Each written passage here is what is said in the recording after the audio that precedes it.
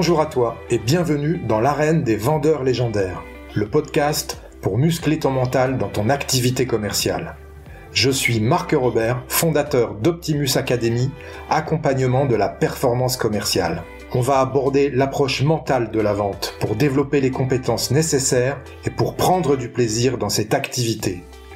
Comme dans le sport, ce sont tous les aspects psychologiques qu'il conviendra d'optimiser pour atteindre et maintenir l'état idéal de performance. Je t'invite à t'abonner, à partager et surtout à noter 5 sur 5 ce podcast pour le faire connaître à tous ceux qui veulent développer leur plein potentiel dans la vente. Tu peux aussi rejoindre la communauté Optimus Academy en t'inscrivant à la newsletter que tu recevras tous les jeudis dans ta boîte mail et où je te partagerai mes conseils pour faire de ton mental la forteresse de ta réussite commerciale. Si tu veux obtenir des résultats que tu n'as jamais eus, tu dois être prêt à faire des choses que tu n'as jamais faites. Tu es prêt ? Alors c'est parti.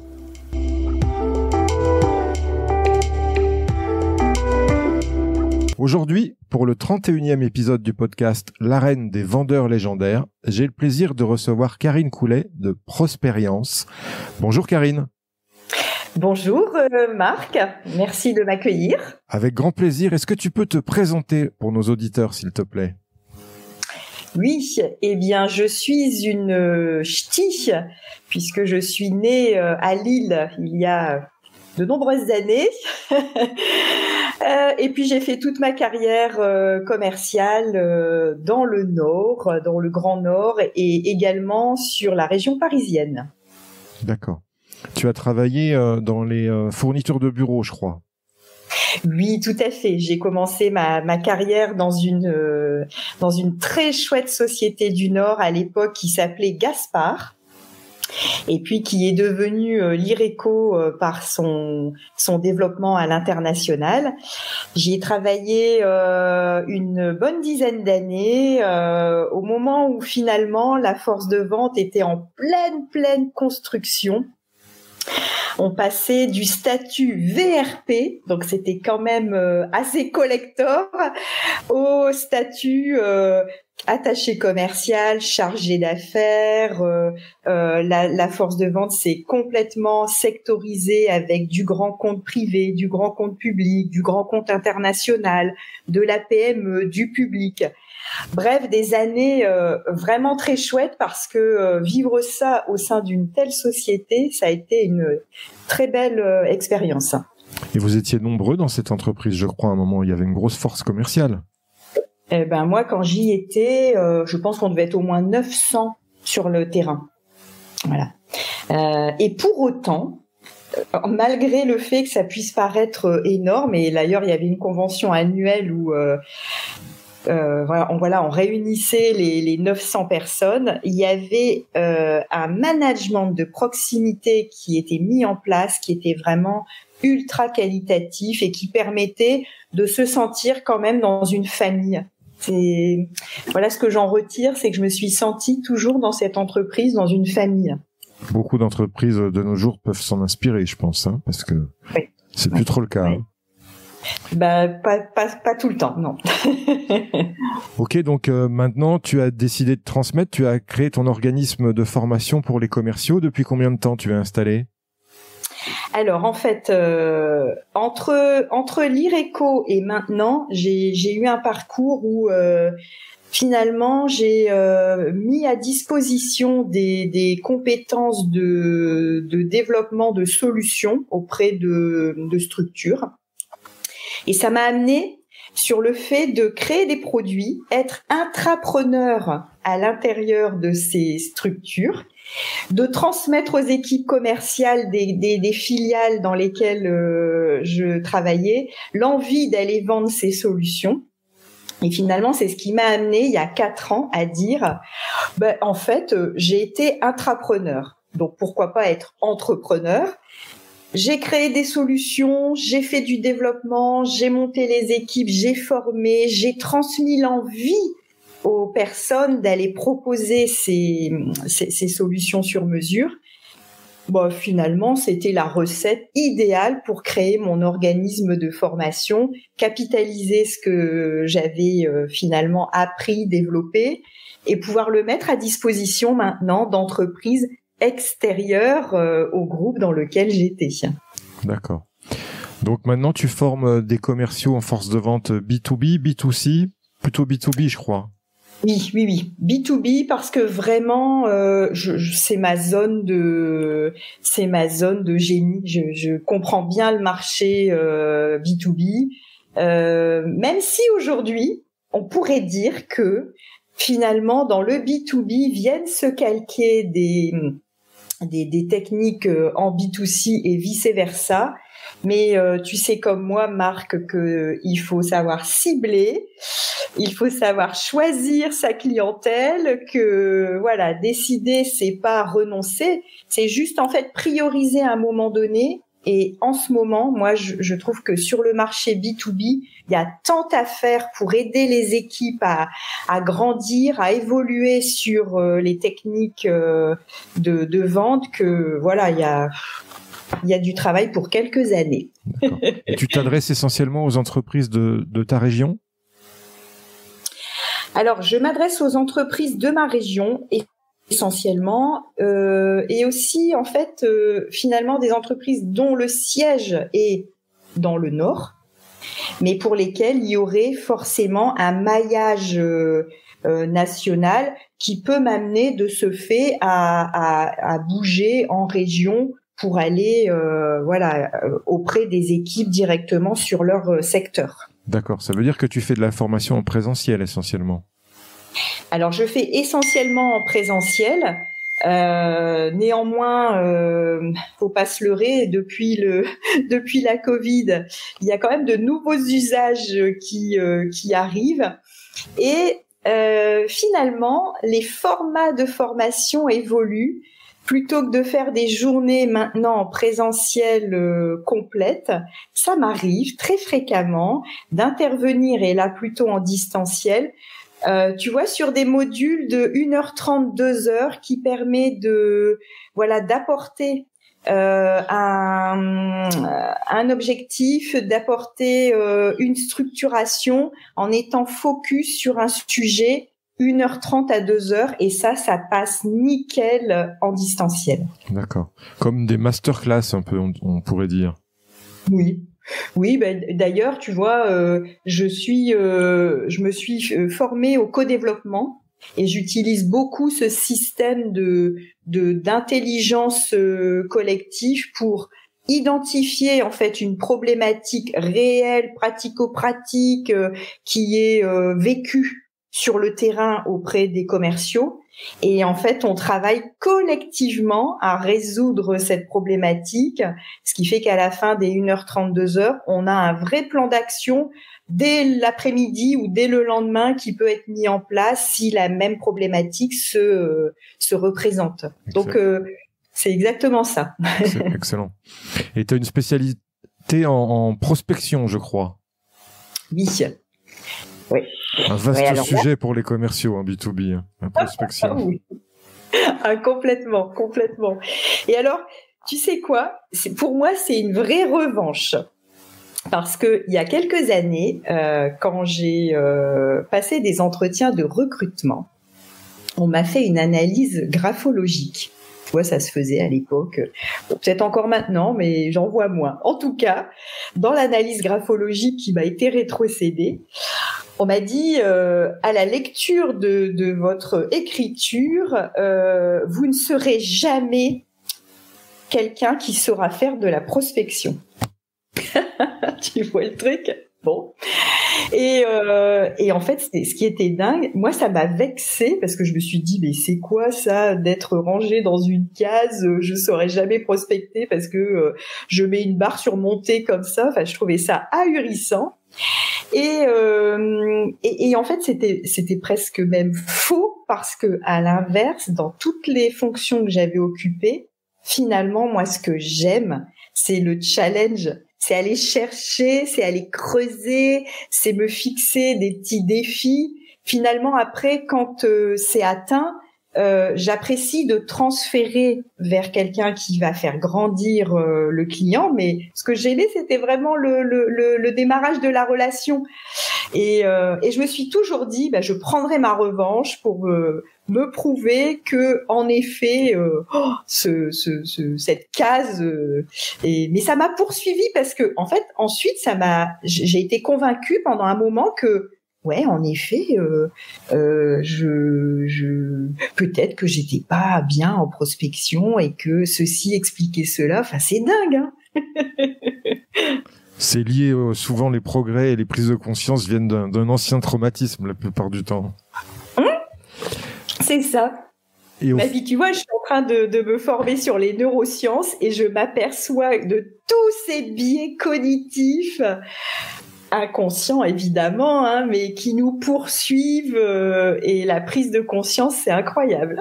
On en a beaucoup, effectivement. Allez, on va démarrer l'interview du podcast. Tu sais, Karine, que ce podcast parle du mental dans la vie du commercial, dans la vie de vendeur. Donc, directement, la première question. Pour toi, la qualité mentale principale d'un bon vendeur, quelle est-elle ? La qualité mentale, parce qu'après il y en a beaucoup de qualités qui me viennent à l'esprit. Alors mentale, moi je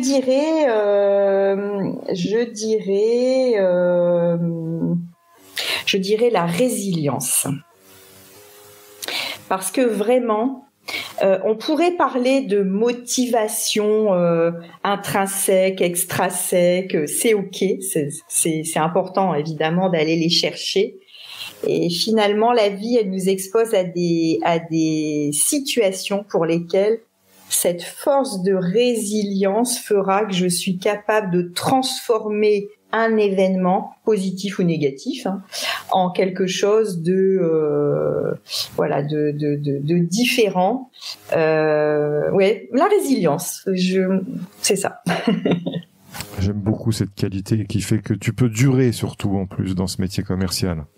Oui, et te réinventer. Et la notion de transformation est importante aussi dans la résilience. Ouais. Tout à fait. Complètement. Karine, si tu devais résumer la vente en un verbe, quel serait-il ? Écouter. J'ai écrit il n'y a pas très longtemps tout un article sur l'éloge de l'écoute. Parce que finalement, quand tu regardes bien, Marc, sur une semaine, tu as combien de personnes qui t'écoutent véritablement, ne serait-ce que sur une semaine, hein, tu peux les compter sur les doigts de la main.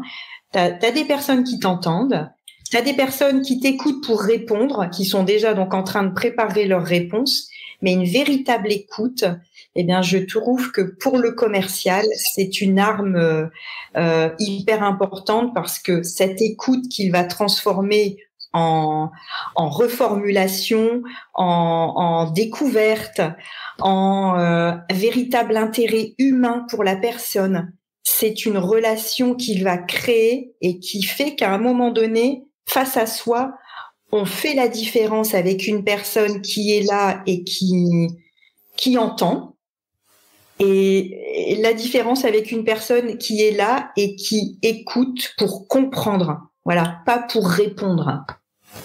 Je comprends, je suis entièrement d'accord avec toi. Très peu de commerciaux s'intéressent réellement à leurs clients. Ils écoutent parce qu'il faut, enfin, ils entendent, comme tu le dis, parce qu'il faut le faire, mais ils veulent enchaîner sur l'argumentation, quoi. Oui. La plupart du temps. Et c'est logique, parce que quelquefois, quand tu es rattrapé par tes émotions, la personne, tu écoutes ce qu'elle te dit, mais tu te prépares déjà à dire, oh là là, comment je vais m'en sortir, comment je vais faire, et donc t'écoutes plus, tu es dans l'anticipation de ta réponse, alors que finalement, en étant simplement dans l'écoute, dans le silence, et ensuite dans éventuellement la reformulation pour être sûr de bien avoir interprété, compris, c'est incroyable ce lien relationnel qui se crée dans le silence. C'est vrai. Savoir faire silence pour mieux écouter l'autre, tout à fait. Oui. Karine, quels sont tes fondamentaux? Quels sont les fondamentaux pour toi du métier commercial? Les fondamentaux du métier commercial. L'écoute en fait partie, bien sûr. Ouais. L'écoute, la créativité. Je t'avoue que, et tu vois, la créativité, elle va se nicher dans des choses banales, hein. Ça peut être avoir de l'humour, parce que l'humour, c'est une forme de créativité. La créativité, elle va se nicher dans les idées. Qu'est-ce que je suis capable de proposer? Ou le client, il a une idée sur quelque chose, moi j'en ai une autre. Je fais quoi de ces deux? Est-ce qu'il n'y en a pas une troisième, une quatrième, une cinquième qui est possible de mailler pour finalement établir une solution qui ne sera pas comparable finalement à ce qui existe ailleurs? Et je trouve que la créativité, la curiosité qu'on va avoir guidée par l'écoute, elle permet vraiment de construire du sur-mesure. Et même dans un produit, je te disais, tu vois, j'ai travaillé dans les fournitures, dans des stylos. Ben, même dans un stylo, je t'assure que tu peux avoir de la créativité pour le vendre. Ok, intéressant comme approche, la créativité. Ouais. Et je dirais dans les autres qualités, tu vois, je prends beaucoup l'humain. Alors, tu vois pas l'humain des bisounours. Hein, voilà, tu vois, on est dans le milieu de l'entreprise et voilà, je suis pas une idéaliste, mais le relationnel, créer une vraie relation interpersonnelle. Je trouve que c'est une qualité incroyable aussi parce que finalement, on va te choisir toi pour qui tu es, pour cette relation que tu as su créer, pour ce souvenir que tu laisses à une personne. Et ce qui fait aussi que elle s'en rend pas compte, mais inconsciemment, tu laisses des traces de toi. D'accord. C'est vrai qu'on t'achète pour toi, hein, avant d'acheter vraiment ton entreprise ou ton produit. On achète un peu les trois, mais on t'achète toi, c'est vrai, principalement. Quelles sont tes valeurs dans ton activité commerciale? Alors, mes valeurs, je dirais l'authenticité. Alors, quelquefois, ça plaît, tant mieux, ça veut dire que je suis dans ma bonne cible. Quelquefois, ça plaît pas. Et c'est OK aussi. Mais en tout cas, cette authenticité, cette honnêteté que l'on peut avoir, pour moi, elle est fondamentale. Parce que sinon, j'ai l'impression de me renier. Et finalement, si je renie une partie de moi, comme je suis dans le don de ce que j'apporte, je peux pas l'être dans le don. S'il y a une partie de moi qui dit non, ou qui dit je fais semblant, j'y arrive pas. Donc, je dirais vraiment cette authenticité, cette honnêteté qui fait que voilà, forcément, ça plaît pas, mais en soi, ça permet d'être droit dans ses bottes. C'est sûr. Et ça permet de pas jouer un rôle. Complètement. Tu vois, l'idée qu'on dit souvent, le commercial, il est là pour jouer un rôle. Oh, j'en peux plus d'entendre ça. Finalement, voilà, en effet, il y a un côté théâtral de mise en situation de produit. T'es sur un salon, voilà, tu fais le show. Ça, d'accord. Par contre, jouer un rôle en étant une personne que tu n'es pas, ça, non, c'est pas possible. De toute façon, ça tient pas dans la durée. Non, ça tient pas dans la durée, je suis d'accord. C'est clair. Quelle est, selon toi, l'action à mettre en place dès aujourd'hui pour augmenter ses ventes? Eh bien, arrêtez de croire qu'il n'y a que les techniques de vente qui font qu'à un moment donné, on va devenir un cadre de la vente. S'intéresser à l'humain. Et tu vois, je te partageais au début que récemment, j'ai voulu creuser un certain nombre d'éléments sur les neurosciences cognitives. Et c'est une vraie révélation parce que vraiment, s'intéresser à notre cerveau, à ce qui le constitue, conscient, inconscient, c'est Voilà, je pense que c'est une clé de voûte indispensable dans les formations commerciales. Et tu vois, finalement, je m'aperçois que je le faisais avant, mais je ne mettais pas un nom. Tu vois, c'était de l'intuition, c'était je vous passe un truc, vous allez voir, essayez, on y va, allez, on teste. Et en fait, les neurosciences cognitives, elles ont mis des mots sur exactement toute cette méthodologie. Donc, je trouve ça génial. Je suis d'accord.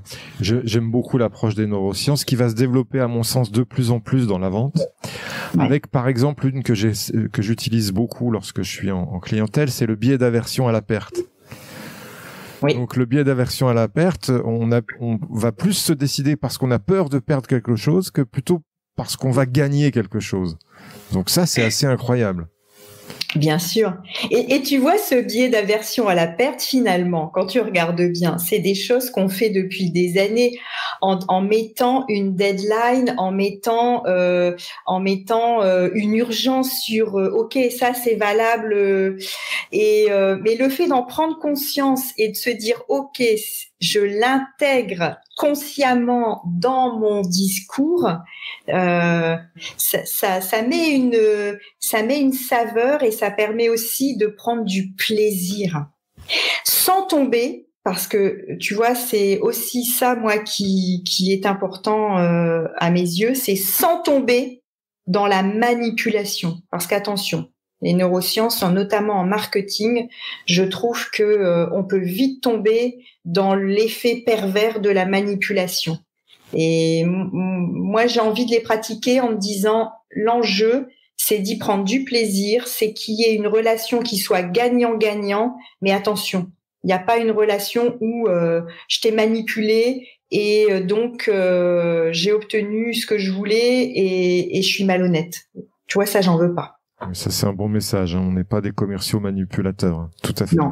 Non, pas du tout. De toute façon, encore une fois, dans la durée, tu vois, c'est très éphémère. Si quelqu'un ressent à un moment donné qu'il a acheté quelque chose dont il n'avait pas besoin et qu'il s'est fait avoir, bon ben voilà, c'est éphémère. Il te recommandera pas.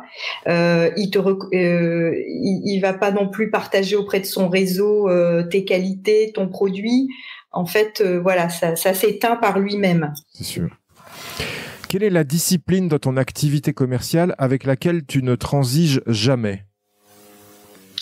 La méditation.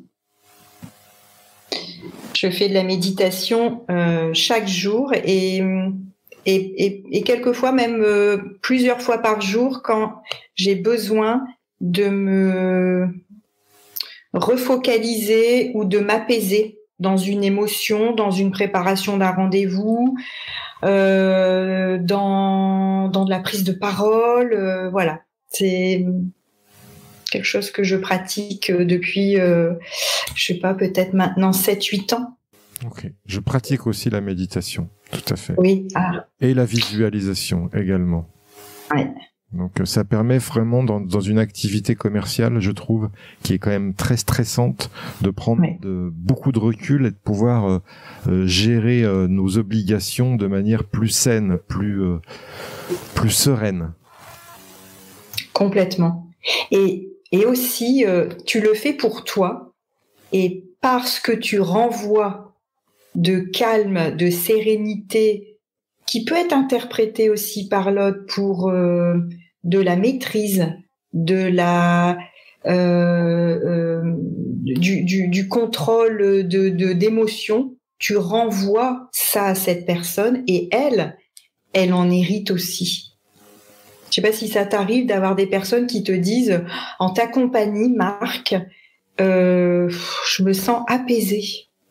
Je trouve que ça renvoie ça. Ouais, tout à fait, forcément, c'est contagieux en fait, la façon dont tu. Ça fait sens avec la prochaine question, qui est une question sur l'énergie du commercial, puisque la vente, ça consomme énormément d'énergie. Par exemple, moi, je peux pas faire plus de 3 rendez-vous par jour, parce que sinon, je suis épuisé. Justement, Karine, est-ce que tu as des stratégies à nous partager pour apprendre à bien gérer son énergie dans le domaine de la vente? Eh bien, je te dirais qu'en effet, forcément, la méditation, ça fait partie de ma petite boîte à outils. Parallèlement à ça, je te dirais aussi la respiration.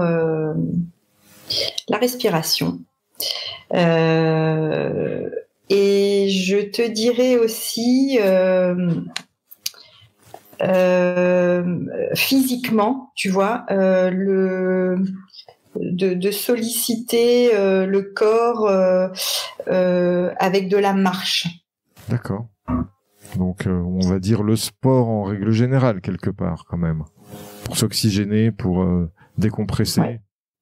Complètement, parce que, en fait, c'est comme tu disais, ce que tu emmagasines dans des rendez-vous, dans la relation que tu as avec l'autre, ton énergie, elle passe, mais c'est évident que la sienne aussi, elle passe vers toi. Et à un moment donné, se reconnecter à la nature, et tu vois, du coup, je dirais du sport, oui, mais si possible, du sport à l'extérieur, dans une nature dans lequel tu vas chercher aussi cette énergie extérieure qui t'entoure. Ok. Qu'est-ce que c'est pour toi, Karine, une vente parfaite? Et est-ce qu'elle existe déjà? Moi, je dirais, je sais pas si elle existe ou pas, j'ai pas la réponse. En tout cas, ma réponse, ce serait que le vendeur et l'acheteur aient pris le même plaisir et qu'il y ait une relation d'égal à égal. Je suis content d'avoir acheté parce que ça satisfait un besoin que j'avais. Et moi, je suis content de t'avoir proposé, vendu, solutionné une problématique. Et on en éprouve une fierté d'avoir su trouver la bonne réponse à ça. Donc, pour moi, s'il y avait une vente parfaite, encore une fois, je sais pas si elle existe, mais moi, ma définition, ce serait un alignement qui fait qu'on est dans un niveau de plaisir contagieux.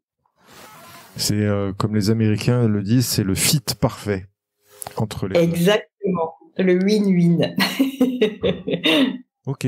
Quelle est ta définition du succès d'un point de vue commercial? Eh bien, je dirais que c'est d'être à la place que l'on a choisie. Ça sous-entend que on a des objectifs. Et je dirais le succès, c'est alors de se dire, OK, je suis arrivée à cette place que visuellement je souhaitais.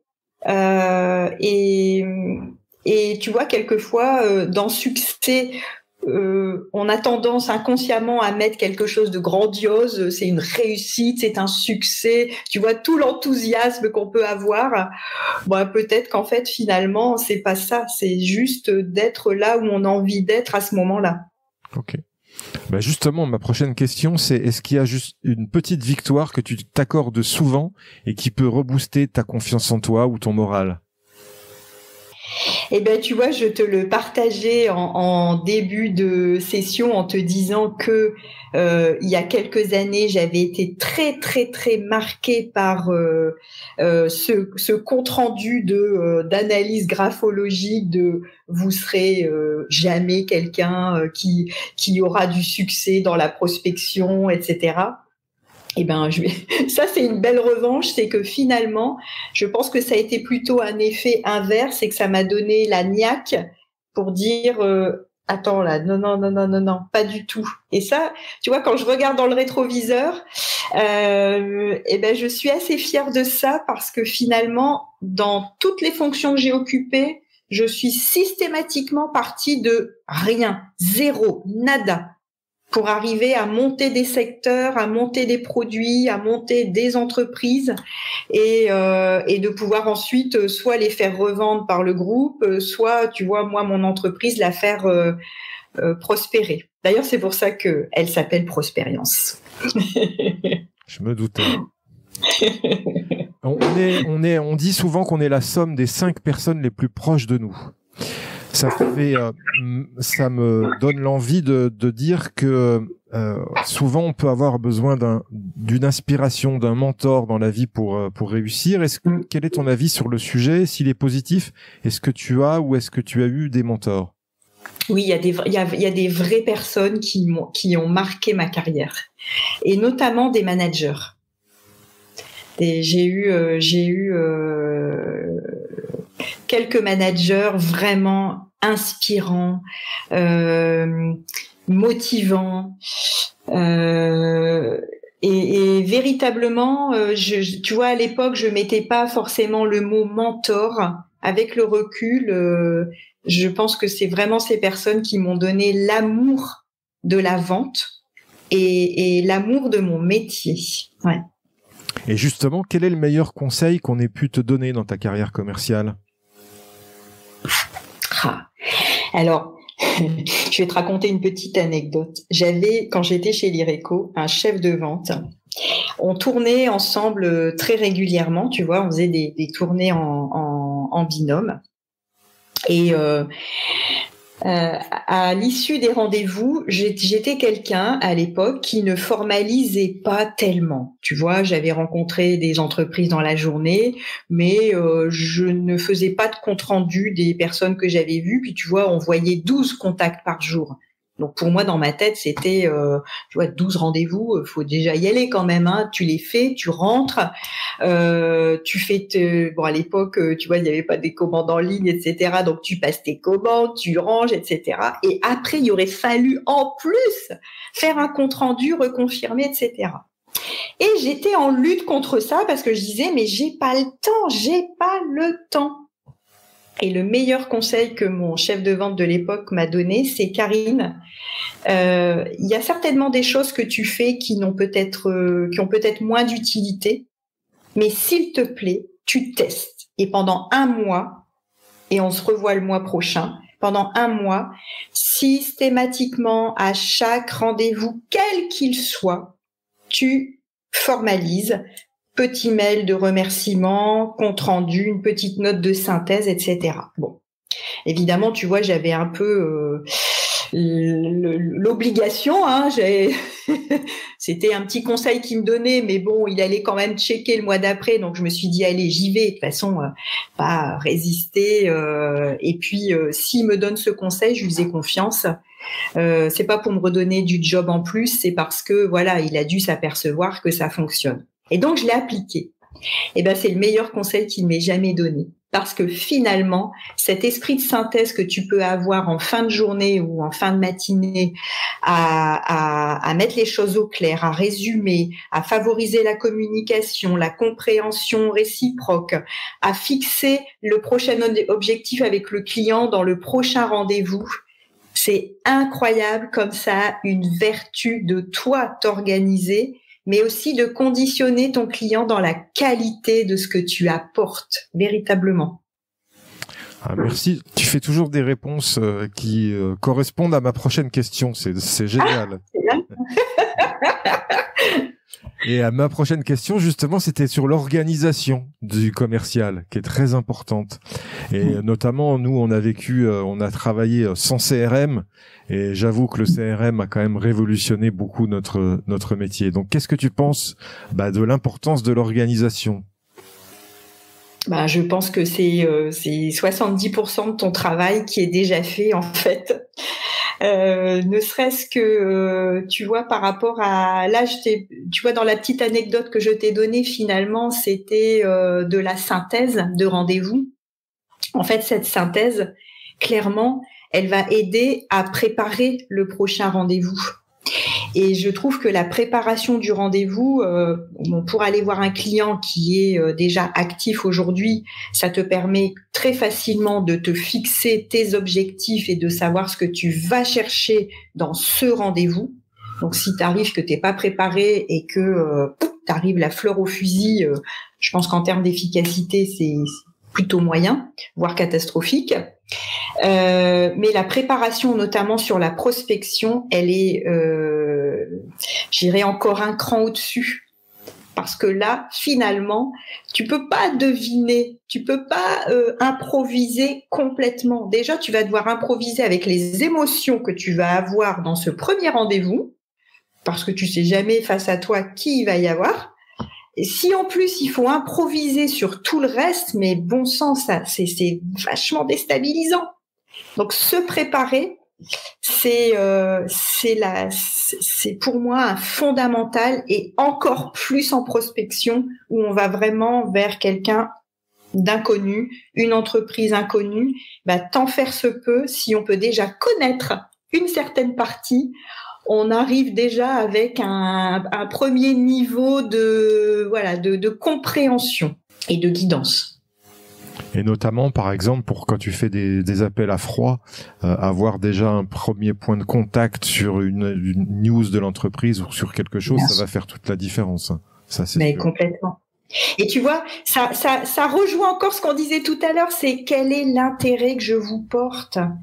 Est-ce que, en fait, je vous porte un intérêt parce que vous allez m'apporter du chiffre? Bon, ok, franchement, encéphalogramme plat. Ou est-ce que je vous porte un intérêt parce que aussi, je vous trouve intéressant et j'ai envie d'en savoir plus. Tu vois, on doit ressentir le vrai intérêt à créer une relation. Si moi je le sens pas, tu vois, quelquefois je suis à l'inverse en position d'acheteur. Si je sens pas l'intérêt de la personne vis-à-vis de moi, je ressens zéro émotion et je passe au suivant. C'est sûr. Une question que je pose à tous mes invités, Karine, c'est quelle est, selon toi, ta plus grande qualité commerciale qui te rend unique, authentique et non normée? Je vais te reprendre celle de tout à l'heure dont je te parlais, qui me paraît indispensable parce que finalement, elle n'est pas là de façon anodine. Je te dirais que c'est ma créativité. C'est la capacité à inventer, à innover, justement à pas être dans les normes, à se dire je vends un simple crayon. En vérité, non, je te vends pas le simple post-it, le simple crayon, je te vends pas le simple imprimé. Tu vois, j'ai travaillé dans un groupe d'imprimerie dans lequel il y avait les commerciaux qui vendaient des flyers. Donc c'est sûr que vendre un flyer, quand tu as commencé à avoir des ventes en digital avec les flyers offerts par Vistaprint, ça fait mal. Et moi, dans ma façon d'être créative, je n'ai jamais vendu un flyer. J'ai vendu l'usage. Ça sert à quoi? Pourquoi vous voulez faire ce support? Est-ce que c'est une invitation? Est-ce que c'est un support pour un salon? Est-ce que c'est une carte de vœux? Est-ce que c'est un support qui va permettre de faire vivre une expérience à vos clients parce que vous les invitez à un endroit précis? Et finalement, cette créativité, elle fait que, ok, à la fin, on est d'accord, hein, sur la facture, c'est marqué 1000 flyers, hein, mais le client, il a rêvé parce qu'il n'a pas acheté un flyer, il a acheté quelque chose qui va lui amener un résultat. Excellent. Et cette créativité, elle est, je trouve, essentielle parce que vraiment aujourd'hui, tu peux toujours être comparable à une autre entreprise, à un autre commercial, à un autre produit.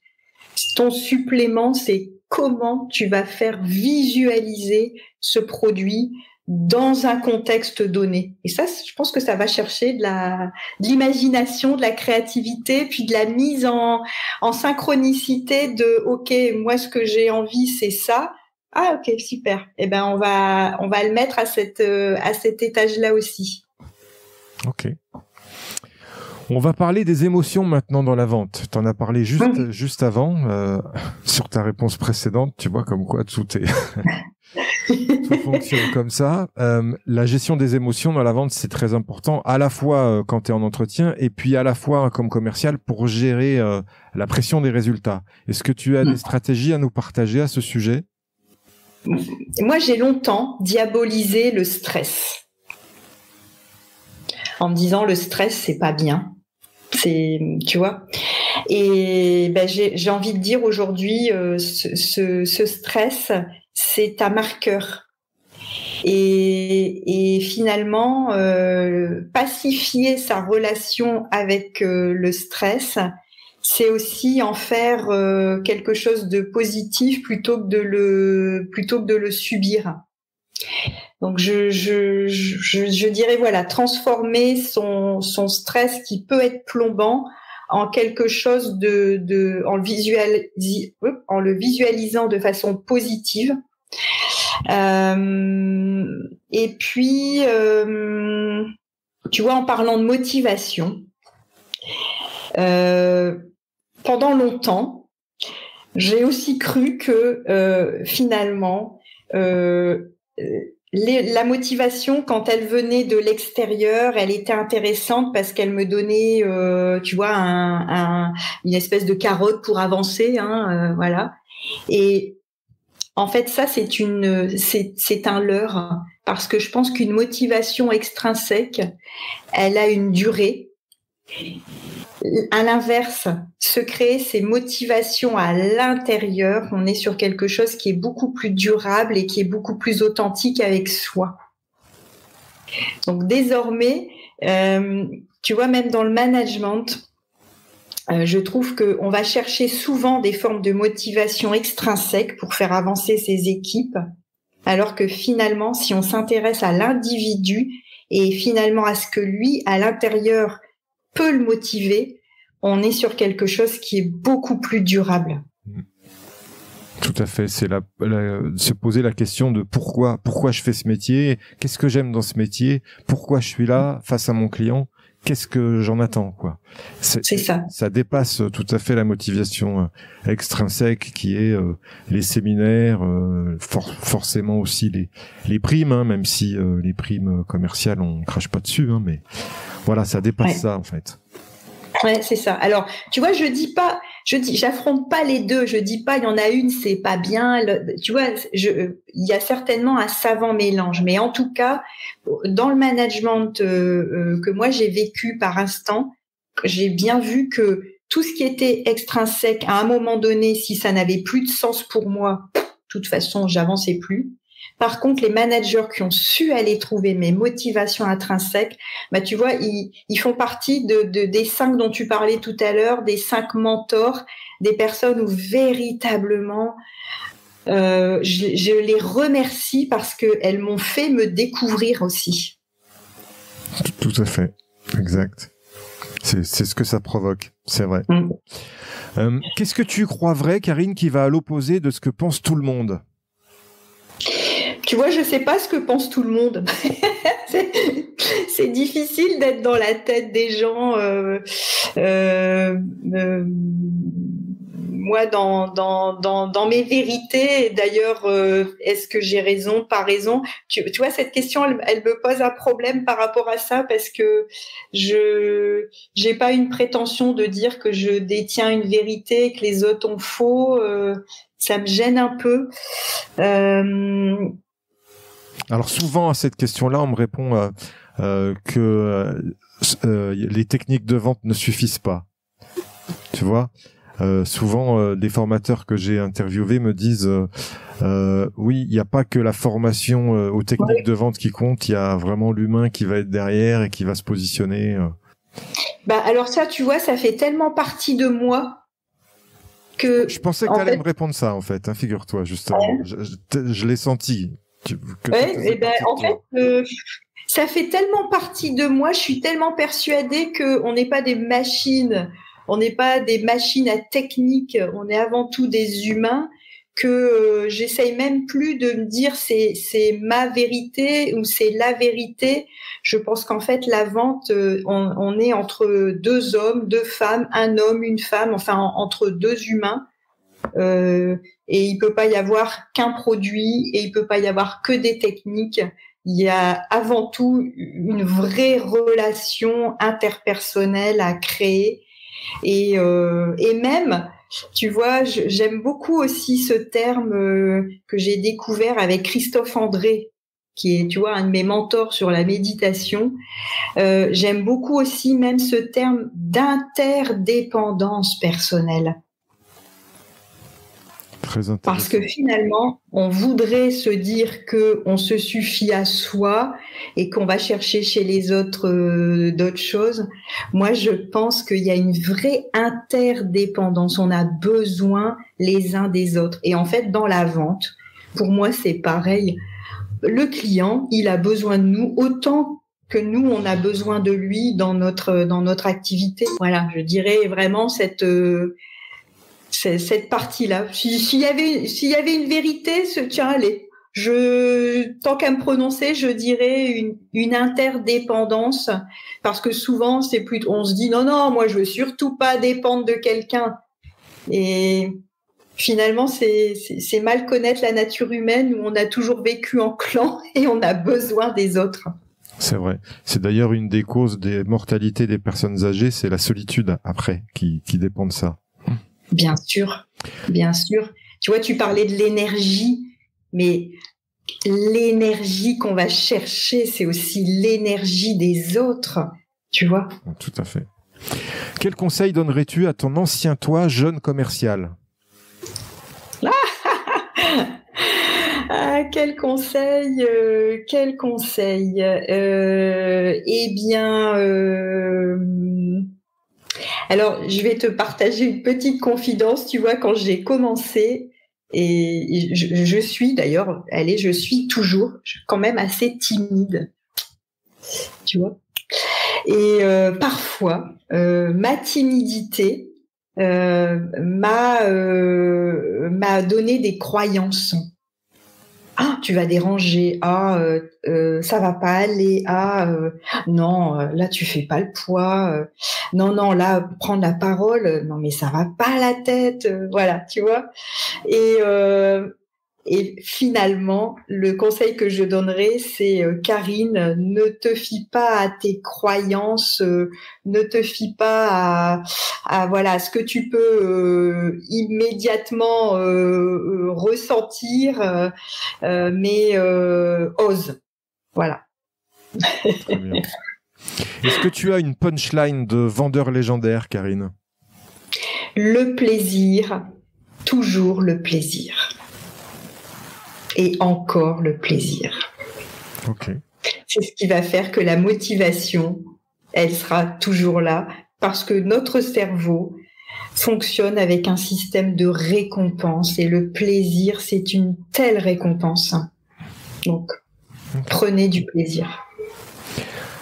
Super, on arrive à la fin de notre entretien. Je te remercie déjà pour tout ce que tu nous as partagé, c'était génial. Mais par contre, c'est pas tout à fait fini. Moi, j'ai un passif de sportif de haut niveau. Et comme dans toutes les émissions de sport, tu sais, tu finis toujours avec les meilleures actions. C'est ce que j'ai appelé pour ce podcast le top 5. Donc, c'est 5 questions. Le but, c'est de répondre du tac au tac. Est-ce que tu es prête ? Eh ben, écoute, on est dans l'impro totale. Allons-y. Une citation qui t'inspire et qui peut inspirer les futurs vendeurs légendaires. Sois toi-même, les autres sont déjà pris.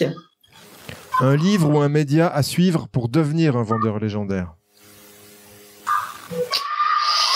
Eh ben, écoute, il y a Influence et manipulation de Cialdini qui est quand même un best. C'est vrai. Un conseil pour rester au top de sa légende commerciale. Sois créatif. Une question à poser à son client qui gagne à tous les coups. Quel est votre objectif ? Une croyance limitante que tu as su briser. Que parce qu'on est une femme, on n'a pas accès à la totalité des postes. Avant de se dire au revoir, Karine, est-ce que tu as un invité à me recommander qui a su développer un mental fort dans son domaine commercial et qui pourrait inspirer nos auditeurs ? Ah oui, je le vois cet après-midi justement. Il s'appelle Robert et il a une structure sur la métropole lilloise qui s'appelle Red de Rédac. Et c'est le commercial de l'écrit par excellence. Robert, c'est quoi c'est son prénom, c'est son nom ? Robert, c'est son prénom et son nom, c'est De Kipini. D'accord. Tu le connais peut-être ? Non, je ne le connais pas. D'accord. Bah, tu pourras, n'hésite pas à m'envoyer sa fiche LinkedIn pour que je puisse le contacter. Ça marche. Où on peut te retrouver, Karine, sur les réseaux sociaux, sur ton site internet ? C'est le moment de faire ta pub. Oh là là. Eh ben écoute, oui, on peut me retrouver sur mon profil LinkedIn, on peut s'abonner sur LinkedIn à la newsletter qui s'appelle la prospection humaniste et qui résume en 2 mots les éléments qui m'animent au quotidien. Prospecter pour développer son entreprise de façon humaniste en s'intéressant à l'homme et à la femme derrière l'entreprise. Et puis mon site internet prosperience.fr. Ok, super. Je te remercie pour cet échange, Karine. Je te dis à bientôt. Merci pour ton accueil, Marc. C'était un vrai plaisir. Merci à toi, cher auditeur, d'avoir suivi l'épisode jusqu'au bout. J'espère qu'il t'a plu, que tu as appris des choses et surtout que tu vas pouvoir les implémenter dans ton activité pour améliorer tes résultats. Pense bien à noter 5 sur 5 ce podcast sur ta plateforme d'écoute et à le partager. Je te dis à bientôt pour le prochain épisode. Mentalement fort, we'll be back.